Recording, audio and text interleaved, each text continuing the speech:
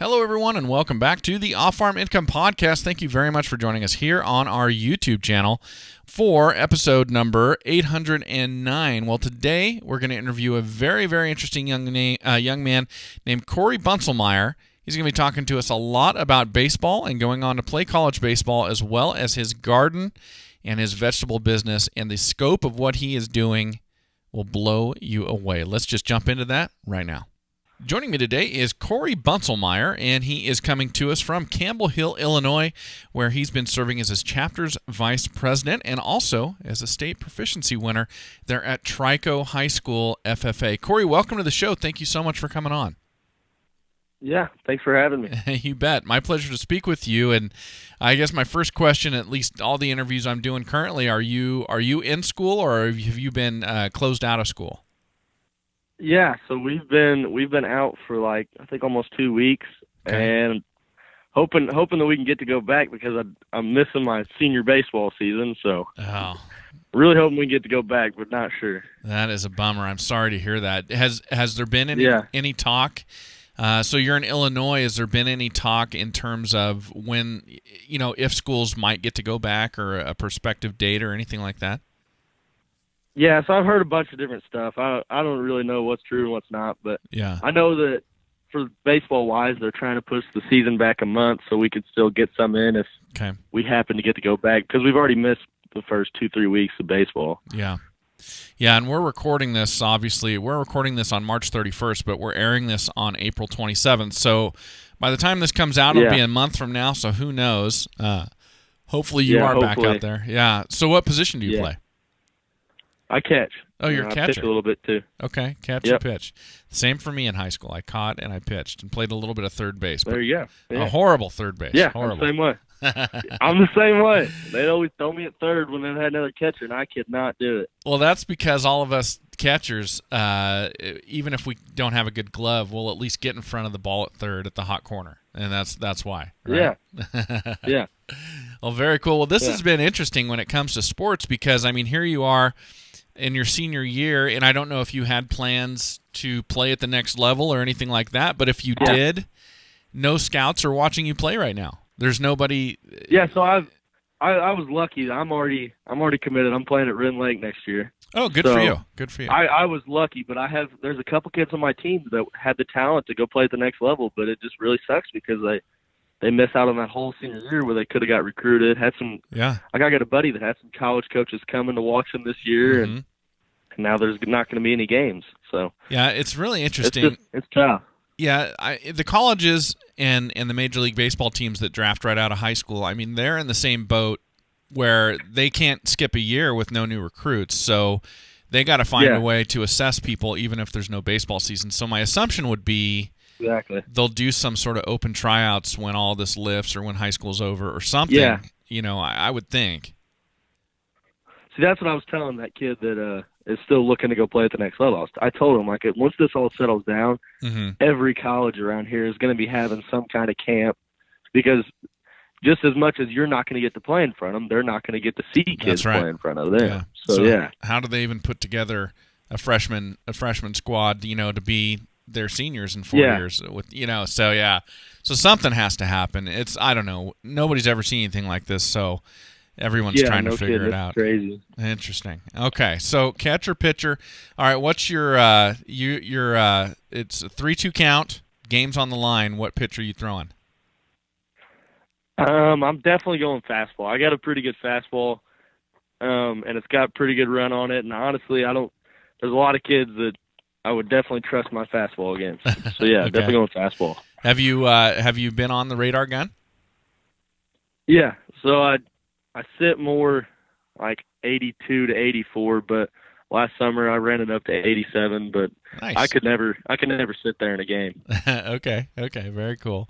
And catching is your spot though. Definitely, yes. Very cool. That's awesome. So, where do you think your strength lies in catching? Is it calling the game? Is it blocking wild pitches and pitches in the dirt? Is it throwing runners out? Where do you think your strength is? So I try to do it all well. I feel like I do everything at a pretty high level, and that's definitely what's got me to the next level. I'm not an above average hitter. Like, I hit real well, but nothing crazy. And I think that's definitely what got me to the next level is I'm a really, really good defensive catcher. So pretty much all around. Very cool. Good for you. So what is the name of the college that you're heading to play at? Wren Lake College in Ina, Illinois. Okay. INA.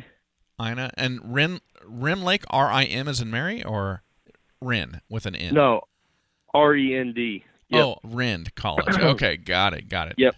Very cool. So you'll get to play. Is that a community college or is that a 4-year state college? No, it's a community college. Okay, very good. Good for you. That is awesome. You're gonna have a lot of fun. And are they gonna dial you in just specifically to catching, or are you still gonna get to do some pitching? So I'm not sure. So we've actually got a kid that's a freshman this year that'll be a sophomore next year. That's he transferred there from I think Western Kentucky University. So he's a real good catcher. So I mean, I'm gonna try to learn. He talked about trying to learn, like, teach me how to play first base a little bit because there's a hole there. Okay. Because I mean, he told me that he wants my bat in the lineup, but obviously I can't catch every day. So yeah, I'm not really sure. I'm just gonna go in there and be flexible and do what I can. Well, that is great. Good for you. That is really, really exciting, Korey. Very cool. Yeah. All right. Well, man, I need to start a baseball podcast. This is a lot of fun talking about baseball. Yeah. Yeah. But I'm sure there's people out there that would do that a lot better than me. Let's talk about the FFA and farming a little bit too. Yep. So, how long have you been part of the FFA? So, since my freshman year. Okay. So you started your freshman year, and now do you live on a farm or do you live in town or something maybe like in between those two?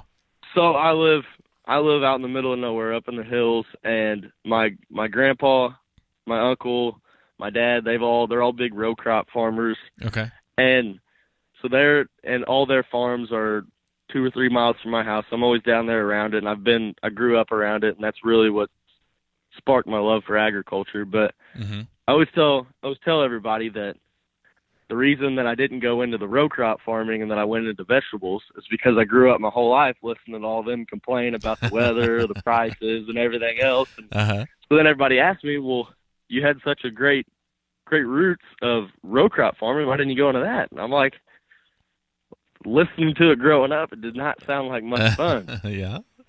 I hear that quite a bit. Yeah, absolutely. So I'm assuming they're growing corn and soybeans. Is that right? Yeah, corn, soybeans, and then a little bit of wheat and a little bit of milo. Okay, so some rotational crops thrown in there, it sounds like. Yep. Okay, yep. Interesting. Now, so is that what led you into the FFA, or is your high school kind of like everyone's in the FFA? What brought you in? No, it's honestly, it's more so people kind of frown upon the FFA at the school. I don't know, like, kids at school will think it's weird or whatever, but definitely growing up around it is what sparked my love for it and got me in the FFA. Okay, so at your high school, there's everybody, and then there's those guys over there in the FFA. Yeah, it kind of seems like that, you know. Well, the joke's on them because I know you guys are having a lot of fun and learning a lot of really great stuff. Definitely, they would have been better off if they'd have been in for sure. Now, at some point, you became an officer. What took you to that level? So I've always tried to be a leader, and I felt like I had kind of grown into a little bit of a leadership role in our FFA chapter, and that's definitely. And another big motivation is only the officers get to go to national convention, and I really wanted to go to national convention.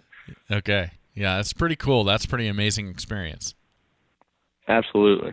Okay, very cool. Now, do you play more sports than baseball, or is baseball it? No, so I used to play basketball in junior high, but in junior high I was really short and really slow, and if I'd have known I was going to end up being taller and more athletic, I would have probably kept playing basketball, but I just focused on baseball. So baseball exclusively. So here you are, you're in the FFA, you're playing baseball, and you're an officer. How do you balance all that? How do you work all that? So I mean, there's got to be conflicts, I would assume, between baseball and the FFA occasionally. Yeah, it's not that bad. I mean, I think one time last year I had a time where I had to miss one of our high school games to go and compete at districts for my record book, but really it's not too bad. So so national convention's in the fall, so that's not a big deal because baseball's not going on. What about the Illinois State Convention? Oh, so the state convention, my chapter goes up there for a full week, but I was only able to go up there for the one day where they announced me for my state proficiency winning, because over the summer every week I deliver like 450 to 500 pounds of vegetables weekly over 2 different delivery days. So missing a full week would just be impossible for me. So I only went up there for the one day of state convention that I was announced for the proficiency winning. Okay, man, you're busy in the spring at least, between sports, your business, and FFA. Absolutely. And your responsibilities. Are really cool. Well, yeah. I know you've got at least one FFA advisor who's kind of been helping you out with this. Would you mind just letting everybody know who that is for you? So Jason Huseman's my FFA advisor, and he's done a great job of helping me through everything. And if I ever have a question, doesn't really matter the time of day, he'll call me or text me and do whatever's got to be done to help me out. That's great. Thank you for acknowledging him. And Korey, really quick, I want to acknowledge a couple of our sponsors. Everybody, I want to make sure and mention Powder River Livestock Handling Equipment. You can find them over at powderriver.com for all your large livestock handling needs. Squeeze chutes, sweep tubs, runways, calf tables, whatever you need. They make the finest that is out there. They're developed out here in the West where I live with some of the wildest cattle that ever need to be handled up close and personal, and they've been doing it for over 80 years with these types of cows. And if they can handle those cattle, they can certainly handle yours. So let your local farm and ranch retailer know you'd like to see Powder River in their yard so you can buy the finest in livestock handling equipment, and check them out at powderriver.com. And then, of course, everybody, Lacrosse Footwear. You can find them at lacrossefootwear.com. Always love to talk about lacrosse when we do our FFA episodes. Lacrosse Footwear is proud to support the FFA by annually sponsoring 15 scholarships along with 100 jackets as part of the Give the Gift of Blue program. We're using those Alpha Range boots right here on our place in this rainy and wet spring and muddy spring we're having right now out here in Idaho. And we hope you're putting those Alpha Range boots on your feet on your farm as well. Lacrosse has a wide range of footwear for all of your needs. Check them out at lacrossefootwear.com. And Korey, you and I were talking before the interview. I guess you use Lacrosse as well. Yes, so it's definitely my favorite waders for duck hunting. I've had 3 or 4 different pairs, and they hold up really well and real comfortable, and I love them. Yeah, that's great. Yeah, that's kind of my story too. I've tried 3 or 4 different types of boots for working on my farm when it's muddy and wet out, and finally found Lacrosse and went, okay, I finally found the ones I'm looking for. So same deal with the hunting. Cool. Very cool. Well, hey, let's talk about your supervised agricultural experience. So we know that it's vegetable production, but give us some more insight into your business, what you've been doing. Okay, so I'll just start. I'll go through like a year. Okay. Probably the best way to describe it. So in the spring, I've got 2 30 by 48 greenhouses that I bought 2 years ago. And so starting in the spring, I'll start all my plants in my east greenhouse, which is heated, and it's good for like germinating and getting seeds up and getting them ready. And then my west greenhouse is got a dirt bottom with black paper over with irrigation ran through it. Mm-hmm. And so early, like really right now is when I'm doing it the most, I'll be moving plants into that west greenhouse and planting them. And then starting about April 1st, I'll start moving all my plants into my garden, which is, so it's about 1.5 acres of garden with about 2 acres that'll be sweet corn. So I'll start moving them all into there and getting them ready. And so, and then starting the first week of June and running through the last week in August, I deliver to over 70 customers with about 450 to 500 pounds of vegetables going out each week. I do it in 2 different delivery routes, and each one's like 5 hours long. It's really hard to stay awake on them delivery routes, but yeah. So I do that, and then in the fall, most of the same customers will buy. So it's like fall decorations. So I'll plant like 2 acres of pumpkins, and then put up some straw in the summertime, and so I'll set up little scenes, and it's got like straw bales, pumpkins, gourds, corn stalks, whatever. Okay. And so I'll set that up in people's yards, and then that's pretty much what I do. Oh, so you're setting up like like seasonal decorations in people's yards for them? Yeah. So that's what I do in the fall. I wish I had a picture. It's a lot easier to show a picture than try to describe it. But yeah, it's just a fall scene set up in their yard, and it looks real pretty, and people love it. Yeah. That is really cool. So you're raising the vegetables, you're selling the vegetables, but then you're doing some value adding with the ability to go out and provide these decorative scenes for people. Yep. Oh, that's really cool. Really interesting business. Yeah. So, do I understand correctly? Your garden is 2 acres, and 1.5 acres of that is sweet corn. Is that right? No, so it's probably 4 acres in total, honestly. So, and 2 acres of that is set aside for just sweet corn, and then the rest of it is just pretty much everything you think of, anywhere from potatoes to tomatoes. I mean, anything. Because I try to plant as many different kinds of vegetables and as many different varieties, just because I put these into 10 and 5 pound boxes to sell, and so I'll try to have, so I got to have 3 or 4 vegetables that weigh good to make my weight, but then I also like to have some cool stuff in there just to make the box look good. So stuff like I got some baby carrots growing, and then I've got some like rainbow Swiss chard. I mean, that kind of stuff just makes the box look really good. Okay. Wow, this is really cool. So, do you have some help with this? I mean, I'm picturing this, and it sounds like a ton of work. Yes. So last year I employed. He's like my best friend. His name's Austin Bastian, and I had him employed all summer and kept him busy, and he kept me busy too. So he was great help. And outside of that, I've got a family that loves to get in the garden and loves to help me. Okay. And so they're a big help. And so my mom, she's always out here helping, and my stepdad, he runs all the machinery and does good with that. And then my grandpa and my uncle and my dad, they're all, like I said, big row crop farmers. And anytime I need help with them, any advice on growing and anything, they've all got all kinds of experience with it and help me if I ever need help. Wow. So when you talk about running machinery for this 4 acres of garden you've got, what kind of machinery are we talking about? So we've got a small size tractor, and we'll run like tillers and plows and that kind of stuff before we start, just to get the media right. And then I haven't used it yet, but I purchased it's called a black paper roller. Explains itself really in it. So this year I'm going to have all my vegetables under black paper with irrigation lines ran under it. So I'll have all that. All my irrigation will be, I can control it, and I can take Mother Nature out of the equation, because a lot of the time she's not very nice.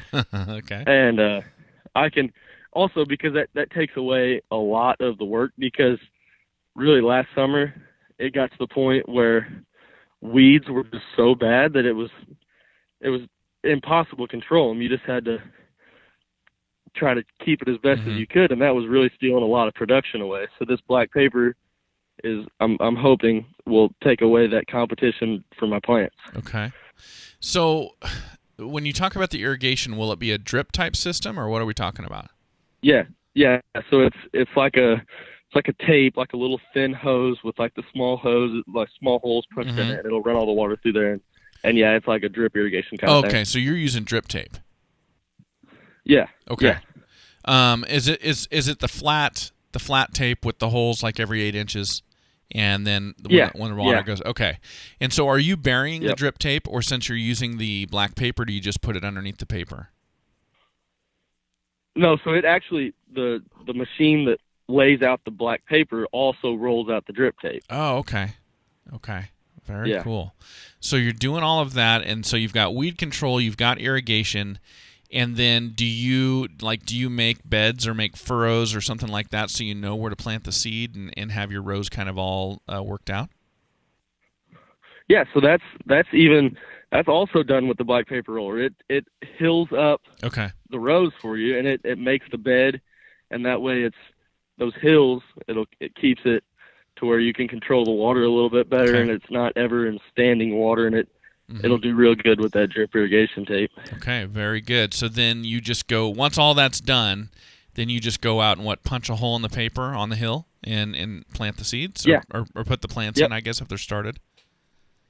Yep. So Okay. yeah, what I do is I take a knife and I just cut like an X and then dig the hole and plant it. Okay. Very cool. Wow. Really cool. Now, your typical day, and I guess we don't know what your typical day is going to be like this year because you're using new technology, but last summer, on a day where you were not doing deliveries, what was your typical day in terms of waking up and then having to take care of this large garden? Okay, yeah. So typically, like in the summer, when I'm doing deliveries, but on a day when I'm not delivering, so I would have Austin would show up here early because I try to work the first 4 hours a day and the last 4 hours a day, so you can stay out of the heat as much as you can. So he'd get here early, and we'd go out, and really every day was different. There was always something different to do, but usually we'd start. We'd grab the hose and go out there and try to get as much weeds cut as we could and try to stay ahead of it, and then we'd maybe walk through the garden and look for little insects or whatever. And if we found some, we'd get some spray and make sure to get them off of there and keep them off the plants. And then we would go through if anything needed picked.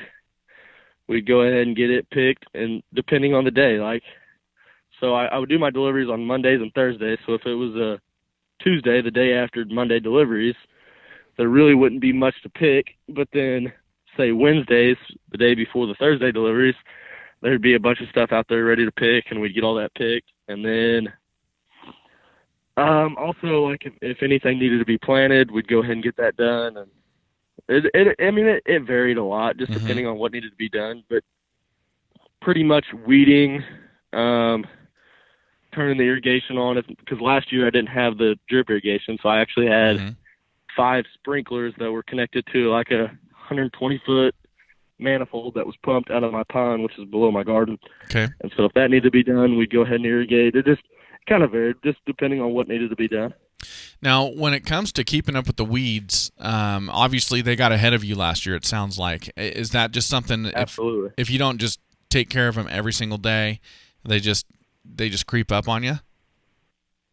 So, as well as I do, it was real wet last year. And what would happen is you'd go out there, say you went out on a Sunday and you got all the weeds out, because if you got a good dry day, you could pretty much get all the weeds out if you were still ahead of them pretty good. Okay. But so you'd go out on a Sunday, pick all the weeds, and then say it rained Monday, you wouldn't be able to get back out there and hoe weeds till probably Wednesday or Thursday. Okay.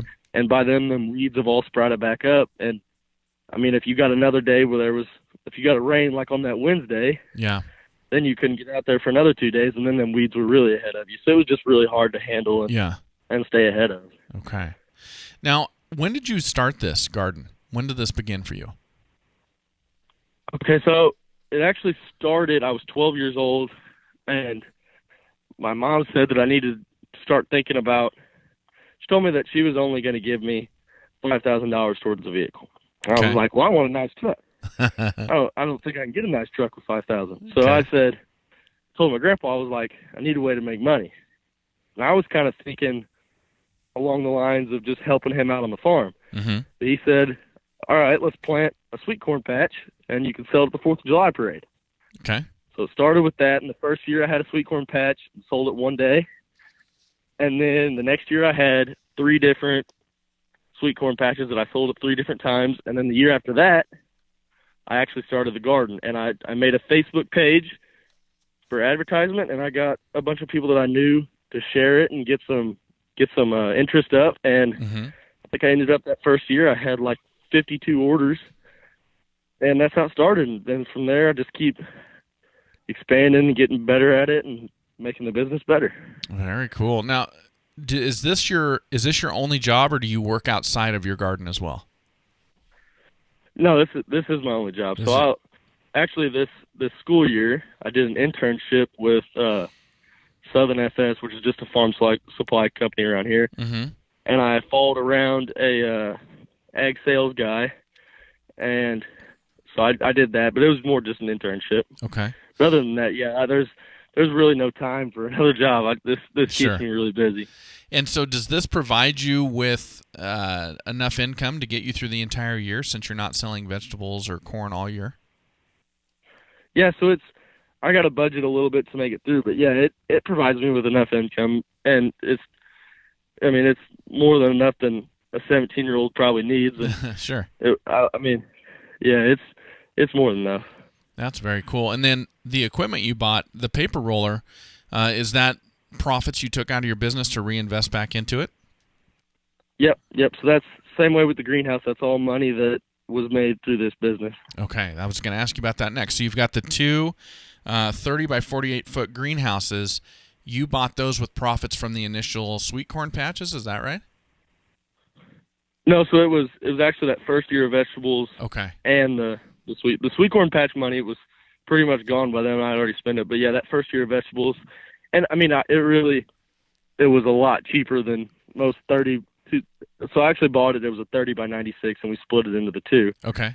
But I got it from a guy who had been doing it for like 60 years and was getting out of it. Mm-hmm. And I got it for like $1,500. It was great. Oh, good for you. Awesome. That is great. Yeah. Man, what an amazing business. So here you are. You're going into you'll be graduating here soon, one way or another, right? I mean, depending on what goes on with this coronavirus. Yep.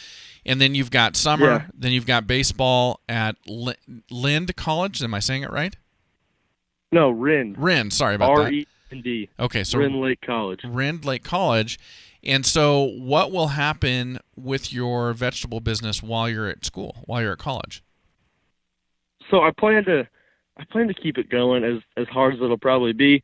I plan to try to keep it going as much as I can, but definitely going to downsize while I'm at school. Mm-hmm. But try to keep it open to where I can keep the interest up, because I plan on doing this for a living after college. That is awesome. I was going to ask you that as well. So you want to come back and continue to operate this business and build this business? Yes. I want to make it something big. Like I want it to be where I'm delivering to 200 or 250 people a week instead of 70, because and I really think that another thing that could really help me, like in the future with this business, is just going to the big cities, because like where I'm at, there's just not. I mean, I get good interest, but there's just not enough people around here that I think would be interested in fresh organic vegetables coming every week. I mean, and I think that something like if I can move to St. Louis and like the suburbs surrounding, I think it would just blow up. Okay. Now, what are you going to major in college? Do you know yet? Yeah, so I'm gonna major in ag production management, and then I'm also gonna try to get a minor in ag science. Okay. And all of this is directed towards you coming back and growing this business? Yes. Yep. That is great. Very interesting. Now, I'm listening to you talk, and I'm discounting the fact that you're going off to play college baseball. So I got a question for you, and I'm taking a real gamble here. But if you were going to catch just one game, you were going to catch it, which stadium would it be in? Would it be in Busch? Would it be in Comiskey? Or would it be in Wrigley? Definitely Busch Stadium, 100%. You're Southern Illinois, obviously, because you're a Cardinals fan. Yeah. So Busch Stadium is like a little under 2 hours from my house, and I've just always grew up. Mom would tell me, "Hey, we're going to see the Cardinals play on this day," and I'd mark it on my calendar, look forward to it for a month, and it's just, I've grown up around Cardinal baseball and can't get enough of it. Wish I was watching it now. Yeah, me too. Oh my goodness. Yeah, missing out on March Madness and on the beginning of baseball. It's my favorite time of year for sports, and it's just not there. Absolutely, yeah. Well, I got to tell you, so I'm a Giants fan, and as a Giants fan, I made a pledge in 1987 to just hate the Cardinals. I'm sorry, Korey. Yeah. No, I like the Cardinals. You guys got the best of us in what was that, 14? 14. Yeah, I was 14. Yeah, you guys won it in 14. Yeah, but when you guys won it, you got the best of us back in the 80s. But I guess you weren't even born yet, so we can't really talk about that very much. Yeah. So you'll have to look it up. Here's the reason I pledged. Here's the reason I pledged to hate the Cardinals forever, but I don't. I'm just saying this tongue in cheek. It's just baseball. But so I think it's an 87. I think it's an 87. So you probably know who Will Clark is. You definitely know who Ozzie Smith and Jose Oquendo are. Yep. And Will Clark, he slid into second on a double play ball. He took out Oquendo. It was a pretty clean slide. He went over the base, but he went way over the base. And he's laying on the ground, and Oquendo kicked him, I think, and then as he's getting up, Ozzie Smith hit him in the back of the head, and this huge fight erupted, and then Candy Maldonado, who had hit the ball to Ozzie, he comes running in from first base and just dives and just clocks Ozzie Smith, and it's just an epic baseball brawl. You'll have to look. Yeah, you got to look it up on YouTube. I'm definitely look up Candy Maldonado. I can't believe I haven't heard of that. Yeah, Candy Maldonado. And so, as a Giants fan, I'm like, Ozzie Smith cheap shotted Will Clark, because he hit him in the back of the head. But Ozzie Smith just married one of my childhood friends, which is really weird. Yeah, I grew up in a podunk, small town in the San Joaquin Valley of California, and a friend of mine, she ended up marrying Ozzie Smith, or they're engaged. I don't know if the wedding has happened yet, so but they're definitely engaged, and so a weird full circle deal right there. But you'll have to look up that fight. That's awesome. Yeah, it's on YouTube, and it's Candy Maldonado, Will Clark, Jose Oquendo, and Ozzie Smith. It's pretty epic. Baseball brawl. I will definitely look that up. Yeah, check that one out. Well, this has been a lot of fun, Korey. I love mixing baseball with farming and with agriculture. I want to ask you before I let you go, for another student out there who, you took on a monster project with this garden and you're doing extracurricular activities. There's a lot of kids out there that if their parents said, you need to go do this, they'd say, no, I'm already busy with baseball, or no, I'm already busy with FFA, or whatever. What advice do you have for those students about being able to get all of this done and do it all at the same time? Yeah, so it does seem like a lot of work, and it really is, but the sense of pride that you get from doing it, and that goes with anything. But whenever I take a box up to someone's door and they have a big smile on their face and say how thankful they are for me to be bringing it to them, that makes it all worth it, and that gives you a huge sense of pride. And looking back, there was a lot of times where I didn't want to go out in the garden, and I was maybe tired for a baseball game because I was up late planting in the greenhouse or something, but it was all worth it. And and something like last year where I won proficiencies for the FFA, like that, it's just I wouldn't have it any other way. It's turned out great, and I'm glad it happened. Well, that is awesome. Well, you've got an awesome business, and you've got an awesome future in front of you. Very, very excited for you, Korey. Thank you very much for joining us today. Yes, I appreciate you having me. Well, thank you for joining us for that amazing story, everybody. Thank you to Korey Bunselmeyer, and as always, enjoy your journey to the ultimate lifestyle business, agriculture.